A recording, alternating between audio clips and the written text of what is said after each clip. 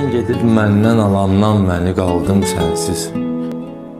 Sən gedib məndən alandan məni qaldım sənsiz. Gəlmədin gözləri yollarda uzaldım sənsiz. Bir qərib şam işığı, bir həzin izran otağı. Sənlə birlikdə keçən günlərə qaldım sənsiz. Sen bir öten sevgi tek unuttun beni. Kalbimde çok incidim sen giden günden. Ağladım sevgimizin gözlerinde ben. İndi yalnız kalmışam hasretinde bir.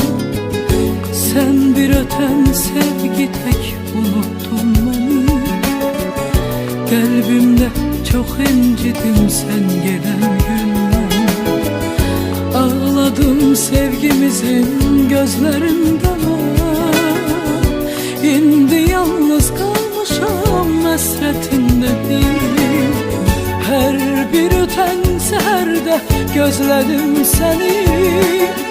Her bir iten günlerde özledim seni. İndi dünyamda belə değişse benim. Seninem bil ki her gün her zaman senin.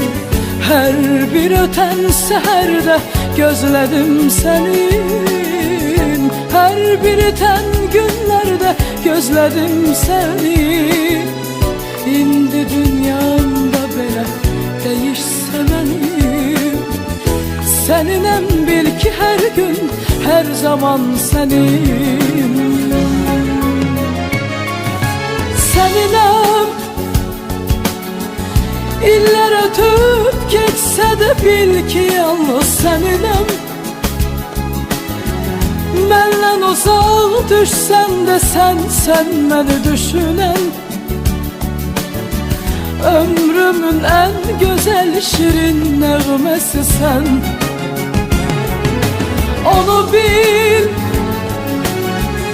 iller ötüp geçse de bil ki yalnız seninem.